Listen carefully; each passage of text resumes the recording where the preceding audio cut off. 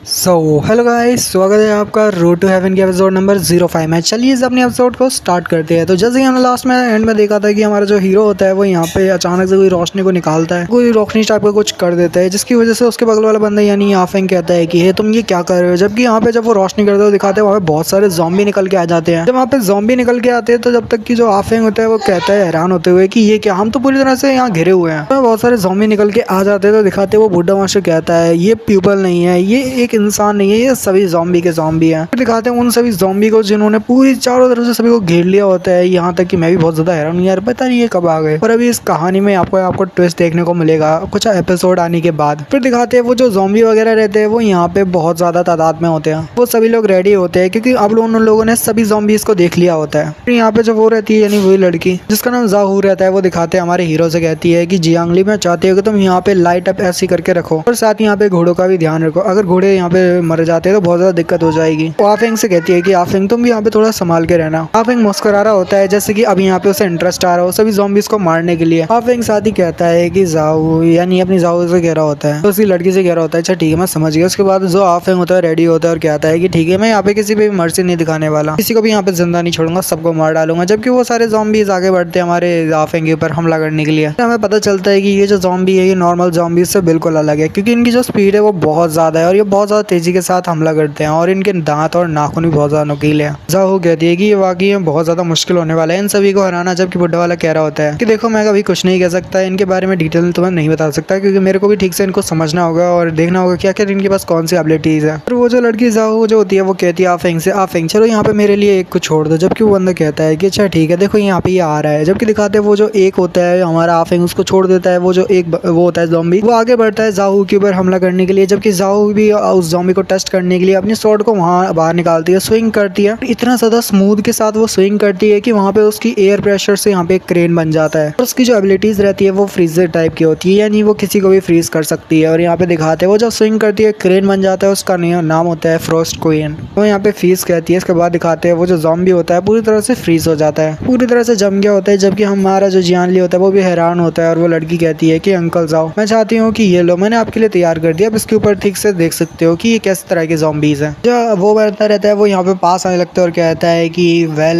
ये ज़ॉम्बी भी उन्हीं विलेजर्स में से है। ऐसा लगता है जैसे विलेजर्स को यहाँ पे ज़ॉम्बी बनाया गया है। ये भी उसी वायरस से इफेक्टेड हुआ है तभी ये ज़ॉम्बीज में बदला है, जिससे इसके नाखून बड़े हो चुके हैं और इसके दांत भी बाहर आ चुके हैं। ऐसा लगता है जैसे ये सब वायरस का किया धरा है। अभी तो सिर्फ इतना ही समय हुआ है, ऐसा लग रहा है जैसे इसकी बॉडी भी बहुत जल्दी ही चेंज हो गई। जाओ पूछती है तो अंकल जाओ बताइए जरा इसके बारे में। जबकि अंकल जाओ कह रहे होते हैं कि चलो मैं तुम्हें बताता हूँ, असल में मैं इसके बारे में समझ चुका हूँ। विलेजर्स के मरने के बाद पूरी तरह से माइंड जो था वो पूरी तरह से ब्लैंक हो गया बोल सकते हो। पूरी तरह से जब इंसान मर गया तो इनके अंदर के जानवर ने यहाँ पे ट्रांसफॉर्मेशन ले लिया, ऐसे करके कुछ बोलते हैं। का दिमाग पूरी तरह से मर चुका था पर ये लोग अभी भी जिंदा है किसी वायरस की वजह से। किसी वायरस ने इनको बदल दिया है और वो वायरस पूरी तरह से इनके दिमाग के अंदर है जो इनके पूरे शरीर को कंट्रोल कर रहा है और उन्हें ये भेज रहा है कि यहाँ पे जितने भी इंसान है मार डालो और उन्हें मार के खा लो, बस इतने इनको पता होता है। पर इनके शरीर पे हमारे जो हमले होते हैं उसका कोई ठीक से असर नहीं होता। पर इसमें ज्यादा कुछ अलग तो है नहीं, ये ज्यादा कोई एक्स्ट्राऑर्डिनरी नहीं है। अंकल जाओ को दिखाते हैं जो कि अपने पास से कोई तैलिस्मान निकालते हैं और कहते हैं कि फाइंड करना है कि यहाँ पे किस ज़ॉम्बी के अंदर जो है अनडेड वायरस है उसको यहाँ पे पूरी तरह से डिस्ट्रॉय करना ही मेरा जॉब है। तो यहाँ पे वो दिखाते हैं वो उसके ऊपर लगाते हुए उस ज़ॉम्बी को वहीं पे मार डालते हैं। और वहाँ पे जितने भी लोग होते हैं सभी ने अपना काम कर दिया होता है। आफेंग भी कहता है कि देखो यहाँ का मैंने काम खत्म कर दिया है और मेरे से यहाँ पे एक छोटी सी गलती हो गई। और जो अंकल जाओ रहते हैं वो यहाँ पे एक्चुअली में ज़ॉम्बी को मारा नहीं होता। वो तलिस्मान जो होता है वो ये तलिस्मान होता है कि जिन लोगों ने भी यहाँ पे इन ज़ॉम्बीज को क्रिएट किया है, इस तलिस्मान की वजह से वो जो ज़ॉम्बी होगा जिसके ऊपर ये तलिस्मान लगाया गया है वो रास्ता दिखाएगा कि इसका सोर्स कहाँ पे है, ज़ॉम्बीज बनाने के पीछे किसका हाथ है। तो ज़ॉम्बी आगे की तरफ चलते हुए जा रहा होता है और अंकल जो उसका पीछा कर रहे होते हैं और कहते हैं कि ये वियर्ड है बहुत ज्यादा, यहाँ पे तो कोई भी विलेजर नहीं है, क्या हुआ है यहाँ पे। आफेंग जो होता है वो हंसते हुए कहता है ऐसा लगता है जैसे यहाँ के सारे विलेजर ज़ॉम्बी में तब्दील हो गए और पूरी तरह से इस विलेज को छोड़ के भाग चुके हैं। जबकि हमारे हीरो कहता है कि नहीं ऐसा नहीं हो सकता, मुझे नहीं लगता कि इतना सारे ज़ॉम्बीज में बदल जाएंगे लोग, आधे कुछ बचे हुए होंगे जो कि सर्वाइवर होंगे, मुझे यहाँ पे ऐसा लगता है। कि आफेंग कह रहा होता है बोला जो बचे कुछ सर्वाइवर होंगे वो भी यहाँ कावे बच के जाएंगे, उन वो भी यहाँ पे खा लिया होंगे ज़ॉम्बीज द्वारा और ज़ॉम्बी ने उन सभी को खा लिया होगा। ज़ॉम्बीज को हमेशा भूख लगती है, वो इधर उधर तो भटकते रहते हैं, वैसे भी उन्हें फ्लैश खाना होता है, दिन में पता नहीं वो कितना फ्लैश खाते होंगे। कि हीरो कहता है कि नहीं मेरे को लगता है जैसे कि यहाँ पे जो ज़ॉम्बीज हैं वो सिर्फ खून पे ही जिंदा रहते हैं, उन्हें सिर्फ खून चाहिए होता है वो भी इंसानों का। अंकल जाओ जो रहते हैं हमारे हीरो की तरफ देख रहे होते हैं और कहते हैं कि लगता है जैसे इस बच्चे को थोड़ा बहुत पता है, इसको यहाँ की नॉलेज तो है ज़ॉम्बीज के बारे में। अंकल जू जो होते हैं वो सामने की तरफ देखते हैं और कहते हैं कि लगता है जैसे अभी तक पूरी तरह से ये जो ज़ॉम्बीज का विलेज है, ये बोल सकते हैं ये जो विलेज है, इस पर जितने भी ज़ॉम्बीज है यहाँ पे नहीं है,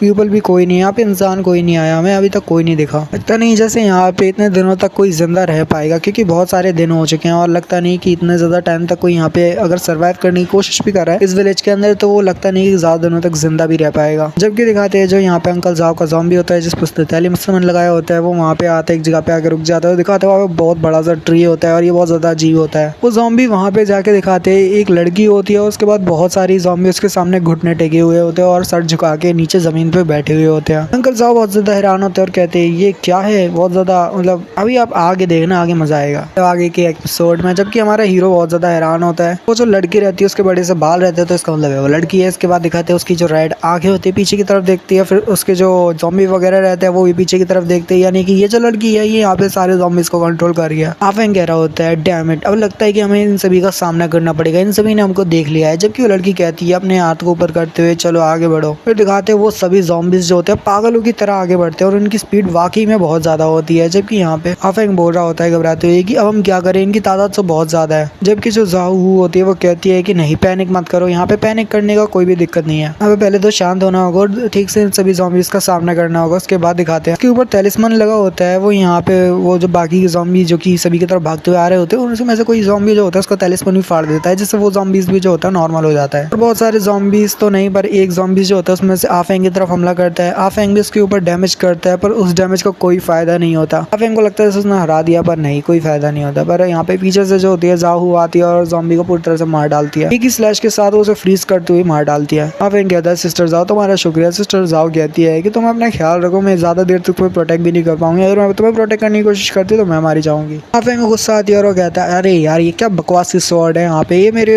हमले को भी ठीक से संभाल नहीं पा रही, यहाँ पे मैंने उसके ऊपर कट लगाया, देखो जरा वो कट तो लगा ही नहीं है उस पर। और फिर वो कहता है कि आखिर इन सभी ज़ॉम्बीज की स्किन इतनी ज्यादा हार्ड कैसे हो सकती है। क्योंकि जो अंकल जाओ होते हैं समझाते हुए फिर से कहते हैं कि देखो मैंने तुम्हें बताया ना कि ये कोई नॉर्मल ज़ॉम्बी तो है नहीं, ये इवॉल्व ज़ॉम्बी जो कि बहुत ज्यादा ही स्ट्रॉन्ग है। आफेंग कहता है क्या मतलब, आपका मतलब क्या है अंकल जो। जबकि दिखाते हैं अंकल जो बता रहे होते हैं कि देखो ये जो ज़ॉम्बीज है बहुत ज्यादा स्ट्रॉन्ग है, इनसे पता चलता है, यानी कि इनके जो रेड हेयर है या बोल सकते हो रेड बालों से पता चलता है कि इनके जो दांत है वो बिल्कुल एक बीस्ट की तरह है, जानवर की तरह है। और इनकी जो बॉडी है, बॉडी की स्ट्रेंथ है बहुत ज्यादा है, ऊपर से साथ इनकी जो स्किन है वो भी एक आयरन की तरह स्ट्रॉन्ग है। जबकि आफेंग यहाँ पे उनका नाम ही बता देता है और कहता है कि यहाँ पे ऐसा लगता है जैसे ये आयरन ज़ॉम्बीज है और ये वाला पहले से जो नॉर्मल ज़ॉम्बी होते हैं उनसे ज्यादा तेज कैसे है। जबकि जो आफेंग होता है सॉरी गजा होते बताते हुए कह रहे होते हैं कि एक्चुअली इनको रिफाइन ज्यादा किया हुआ है, 100 सालों से इनको रिफाइनिंग चालू हुई थी, इनकी 100 साल पहले ही रिफाइनिंग चालू कर दी गई, जिसकी वजह से ये और भी ज्यादा इवॉल्व हो चुके हैं, इनकी जो स्किन है वो एक आयरन जैसी है। ये आफेंग कह रहा होता है ऐसा लग रहा है जैसे चारों तरफ से फिर से हम घिर चुके हैं, भला दोबारा इन सारे ज़ॉम्बीज का सामना कैसे करेंगे। ऐसा लगता है जो पहले हम जिनसे लड़े थे तो उनसे भी ज्यादा स्ट्रॉन्गर है। जबकि यहाँ पे जो अंकल जाओ होते हैं वो कह रहे होते हैं कि जरा रुको थोड़ी देर के लिए, इनको और रोक के रखो, मेरे ख्याल से यहाँ पे सूरज निकल रहा है, सूरज निकल रहा है, इसका मतलब है कि ये लोग यहाँ से चले जाएंगे, क्योंकि ज़ॉम्बीज की सबसे बड़ी कमजोरी शायद लाइट होती है। फिर दिखाते हैं यहाँ पे जितने भी ज़ॉम्बीज वगैरह रहते हैं जो कि यहाँ पे फाइट कर रहे रहते हैं वो यहाँ पे पूरी तरह से जल जाते हैं और यहाँ पे भाग जाते हैं, स्किन पूरी तरह से ब्लैक हो जाती है और वो जल्दी से भाग के वहां से चले जाते हैं, दुम दबा के भाग जाते हैं। क्योंकि आफेंग कह रहा होता है कि यहाँ पे कोई जख्मी तो नहीं हुआ ना। उसके बाद दिखाते वो कहता है पूछते कोई दिक्कत तो नहीं हुई ना, तो यहाँ पे कोई